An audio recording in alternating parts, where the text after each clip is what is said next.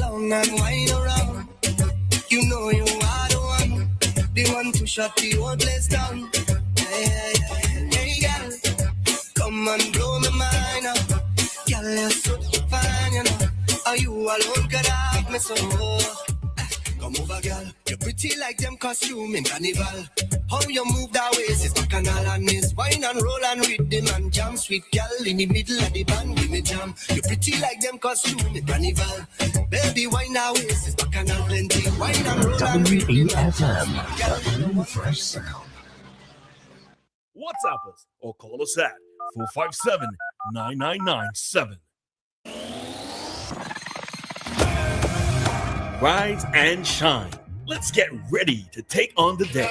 Activated Mornings on WEFM 99.9 is on now.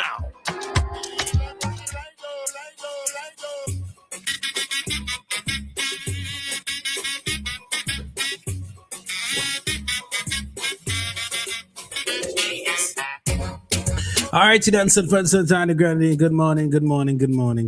It's now 21 minutes after 7 o'clock in the morning time as we get ready for another day. Good morning, Roleza. Morning, Maka, and officially good morning to everybody. Yep, we are back with you. It is Monday. It's Monday. Monday morning, 20th of July. 9 more days before my birthday. My big Don't day. make everybody know, no, man. 9 more days before my big day. Anyway, to those persons who sent greetings to mommy sent back thank you and thank you. Yeah, she sent back thank you to all of you. So make sure you care about your mom tonight.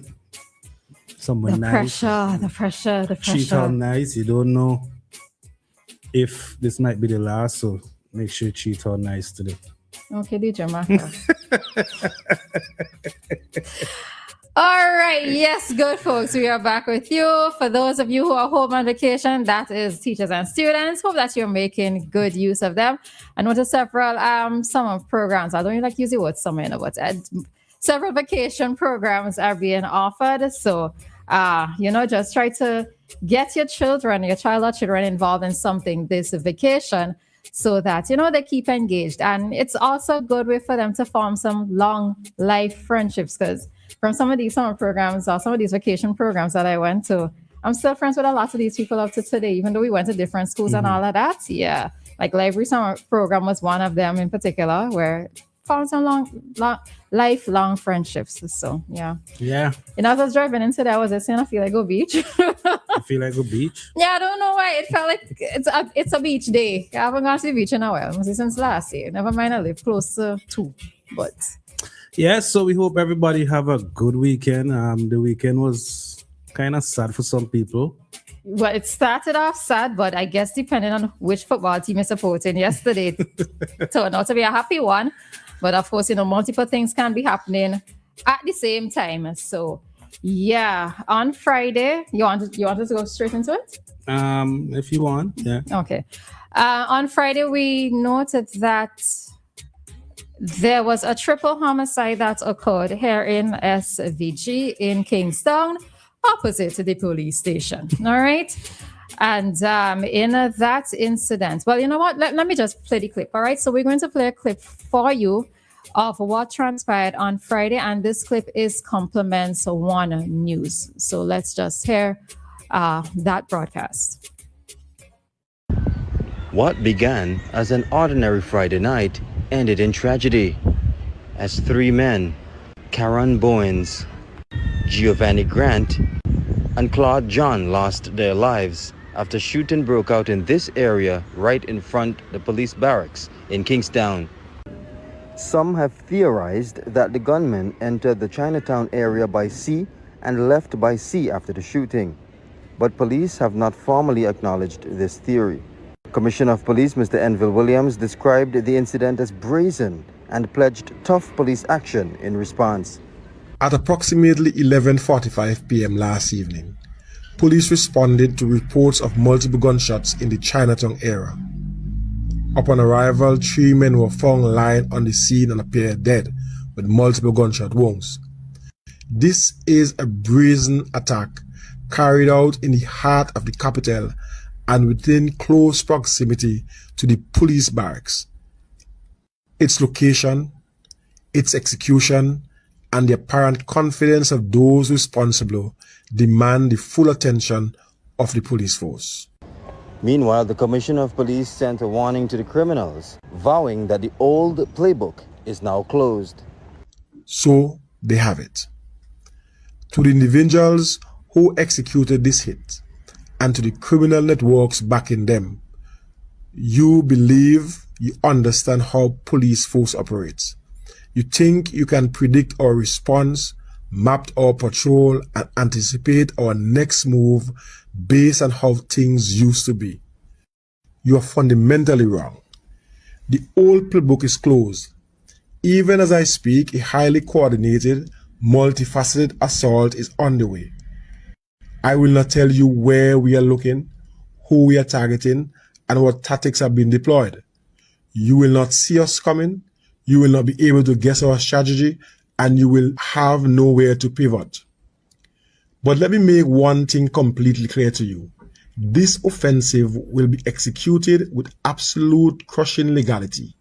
Every asset, every intelligence capability, and every statutory powers available under the Constitution of St. Vincent and the Grenadines is being weaponized against you. We do not need to break the law to break you. The law itself is our greatest weapon, and we are unleashing its full, unrelenting weight against you. For One News SVG, I am Damian McTeer. Yeah. All right, so that is a report there from Damian McTeer of One News, and I suppose the interesting thing when you go to the article on Eyewitness News concerning this is that you see two of the individuals in particular, two of the I deceased. think St. Vincent time have the three of them. Right. Well, no, I meant two of them in particular have criminal backgrounds, right? Oh, okay. The person, John, seems from the way in which the article is written, John may have just been maybe a bystander or somebody who got caught in all of this. But from reading the criminal history of two of the individuals, it's interesting. And we noticed that last week, another gentleman with a criminal background was also shot, right?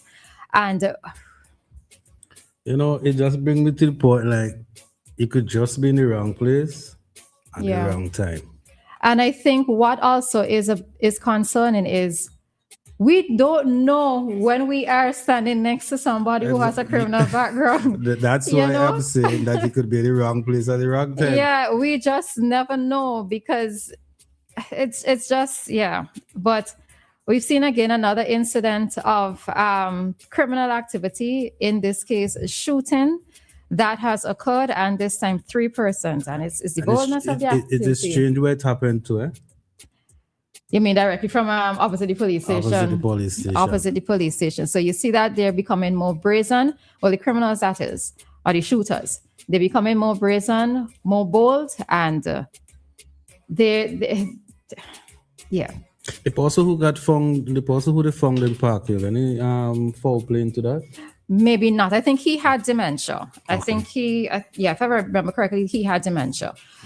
So we realized that the commissioner is saying that the old playbook is out, but he's also not just sending a message to the criminals, but also to the upholders. So let's hear a bit more of what the commissioner said, and this came from the RSVG PF Facebook page. You will not see us coming, you will not be able to guess our strategy, and you will have nowhere to pivot. But let me make one thing completely clear to you. This offensive will be executed with absolute crushing legality.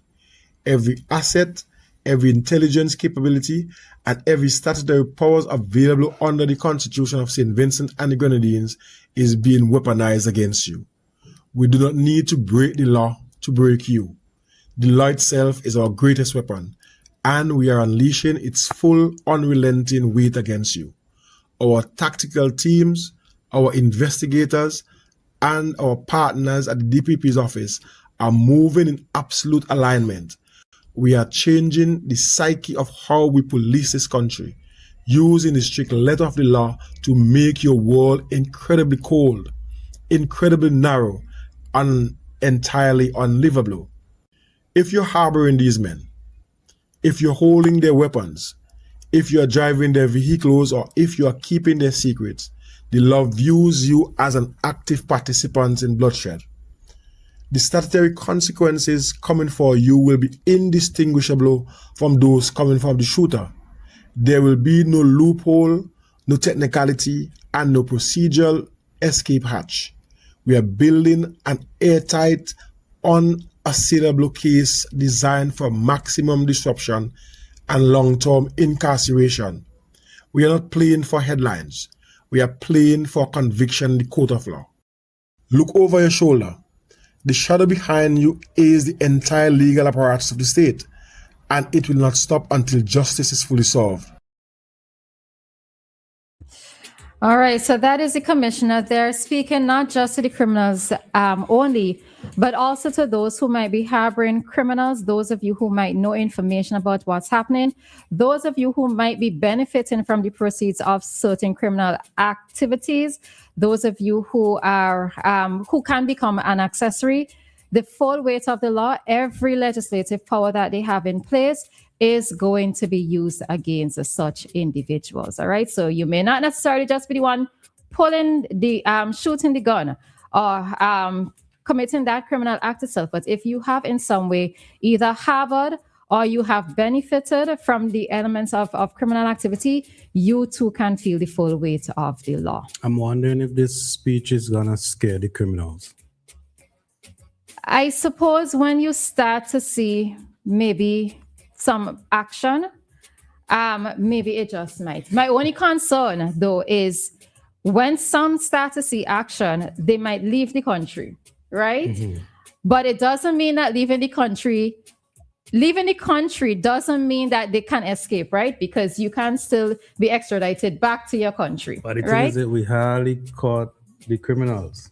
Most of the gun shooting that happened, we hardly caught the criminals. And I suppose in some instances too, they're just shooting out each other. They're just killing out each other because we're also seeing now that with a lot of these incidents that are happening, many of these individuals have a criminal background. Mm-hmm. So it almost seems as if they're just canceling out each other.